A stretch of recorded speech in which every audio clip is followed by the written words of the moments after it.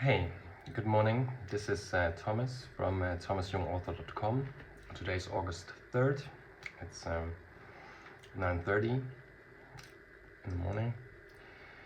And I want to start today by talking about a picture I encountered yesterday on Facebook, on a social media outlet. And that's what I think I wanted to talk about today, because it was a picture that was shared on Instagram, and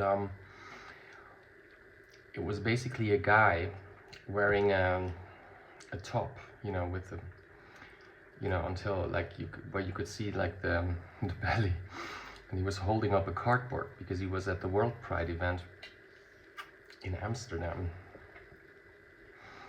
Which is also strange. Why is it called World Pride all of a sudden? It was always World Pride. I mean, the entire people from all.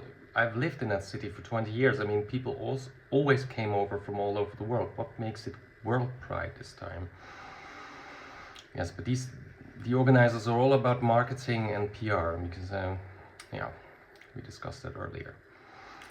But on the Instagram you see a picture, and this picture basically stands for, what goes on at these pride parades and what these pride parades are about, but also what the wider gay identity is about. And there is this, really trashy looking guy, with a top and just where you could see the belly, and he's holding up a cardboard because, pride events are basically activism, we are told. And on the cardboard it says, "I'm not turning your kids gay. I'm turning your dads curious." This tells you all about the mindset of what is called now commonly referred to as the gay community. Because first of all, why did the phrase the gay community catch on even here in Europe, although it's an American expression? It's not only because sort of the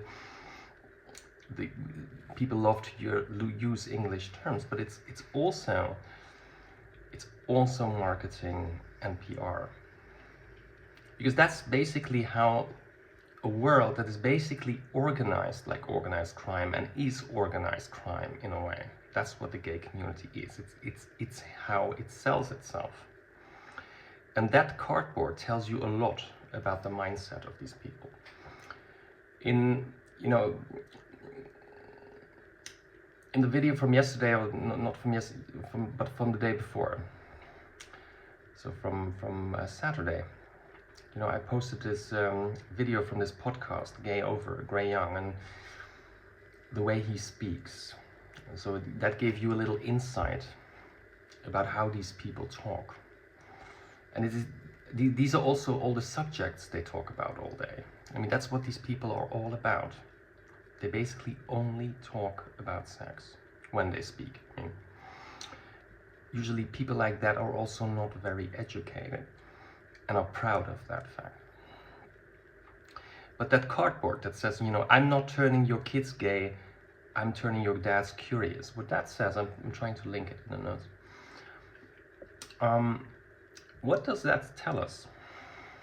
First of all, it gives people the impression that, sort of as if anybody cares who you sleep with. Nobody cares anymore.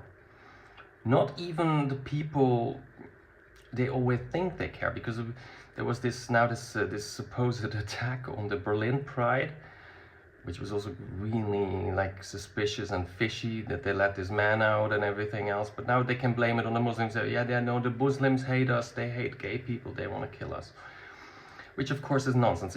Even most Muslim people that live here don't really care who you sleep with in the end. I think they may say, okay, we don't approve of homosexuality, but I think most of them also have a sort of live and let live attitude. But this is also, I've made this point many times. I mean, homosexuality is something that will always be controversial, because I, as a homosexual, no, because there, homosexuality is a minefield and has really dark sides. So therefore, it will always be homosexual, no matter how much you try to normalize it, or it will never go away. You know, and you cannot blame people, because this is the mindset of these people, and this is also the mindset you see in that cardboard. We will make sure that everybody, every single person who might have, the slightest problem with homosexuality, I don't like that, I don't like this display, I don't like homosexuality being flaunted in my face, I think, homosexuality is something. Every last single person needs to be told that he's a bad person, and that his morality is wrong, and that there is no reason to have any issues with homosexuality anymore. I mean, that is not a mindset I have, I never had, and I never will. You see, because many gay people see themselves as missionaries, and that is to eradicate all forms of homophobia.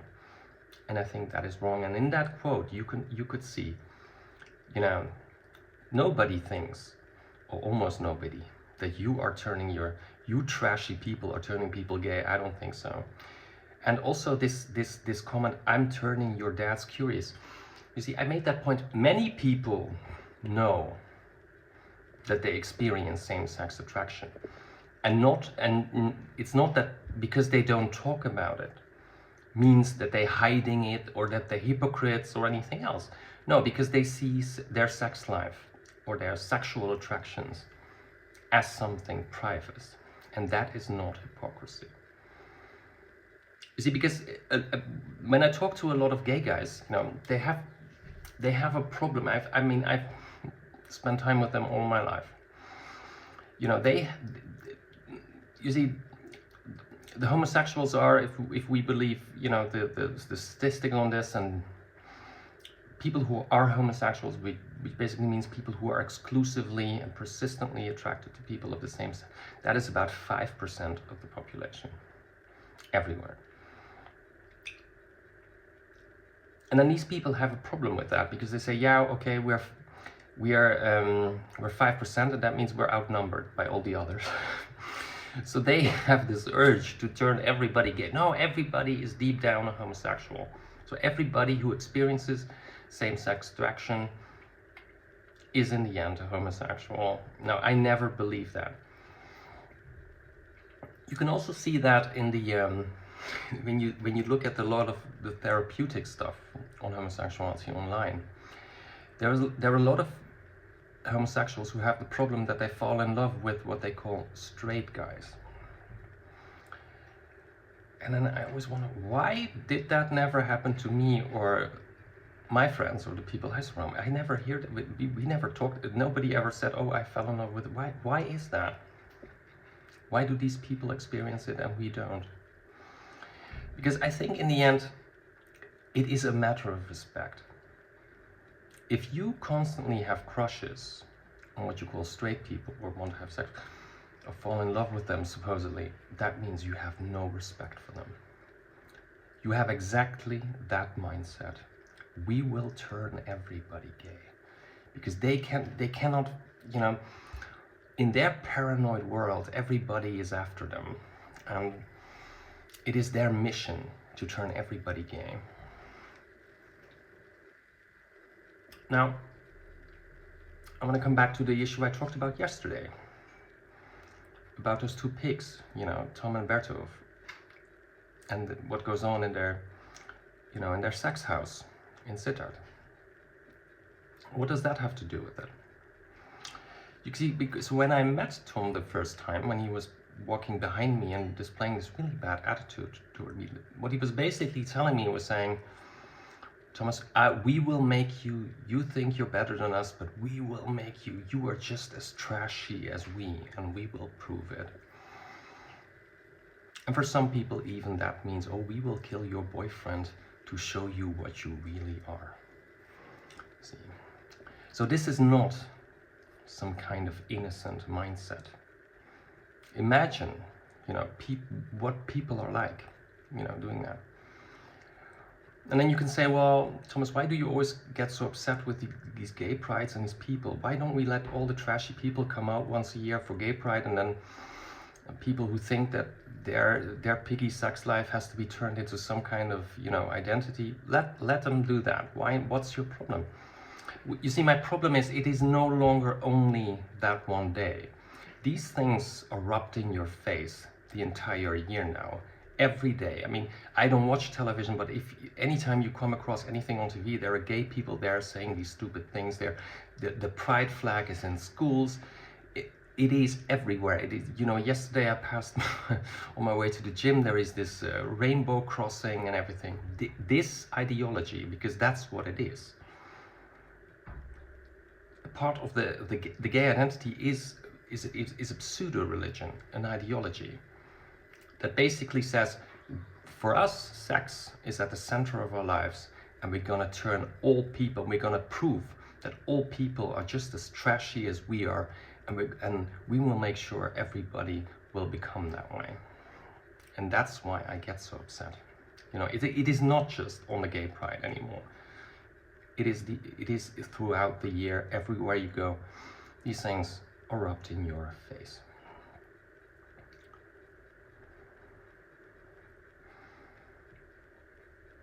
Yeah.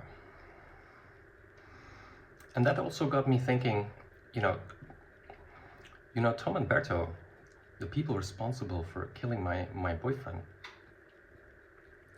you know, are seeing the same doctors as I do. And again, don't they know what's going on? I mean, these two guys must be at least, you know, at interest to them. Imagine how many STDs are transmitted at their parties. And it's not just the parties, let's say, at their big house where they have the jacuzzi and everything. No. There are lots of parties going on, so there's a hierarchy of parties, and they feel responsible, and they send other people out to the parties, and there are all these illegal immigrants that go to these parties. This is a whole network now. This is also how the gay community is basically organized. The hierarchy works. It works through these sex parties and through like prostitution. I mean, within the gay community, there's always this large gray area between like real prostitution and sort of I don't know, consensual sex. But you know what I mean. This is how this world now is organized, and they're not the only people there. But I think in this area, these people are important. I also came across another person who organizes this party, but I don't know who he is, but he also revealed himself to me. They have to show themselves once in a while. So there's another person. But I wonder what is the role of the doctors? Because when I go to the doctors now, and I ask him really basic questions. For example, when you go to the HIV doctors, what they usually do, you talk to the doctor, and then you talk to his assisting staff, his nurse, which is, let's call him the fat guy there. So I asked him a couple of times, why am I not speaking to the fat guy anymore? Because they want to know everything about your sex life. They invite the people with HIV or who take PrEP, who live a promiscuous lifestyle, they invite them over. And then they have to tell them all about their sex lives and who they sleep with and what parties they attend and everything. Why am I... And again, I didn't get a clear answer. I'm only seeing the doctor now and no longer the fat guy. Because they know I'm prevented from even having a sex life, so why bother asking me? You see, why? And one time, I mean, sometimes the psychiatrists do it, but they did it too one time with me. They invite me for a conversation, and then they get some kind of intern with them, and then the whole appointment feels like a police interrogation. You know, they try and intimidate you. Are they working for the piggy network? I wonder, because that's the impression they give me. And lately, since I've been trying to, since I tried to post my essays and my videos, they get really testy in my presence. Because you also always have that HIV doctor, and you have a gay guy there as his assistant who wants to get all the information from the people. Does he sit in the jacuzzi with Thom and Berto? My gut feeling tells me they do, because they are essential for, you know, sort of medical research. You know, there are a lot of STDs transmitted there. They also want to know about those parties. And yeah, you know, I really feel uncomfortable going to these people now, because can I trust these people? I don't know. Well, you tell me. What would you advise a person going to such a doctor or engaging in that lifestyle? Is it okay? Well, enough for today. More tomorrow. Thank you for listening. Bye bye.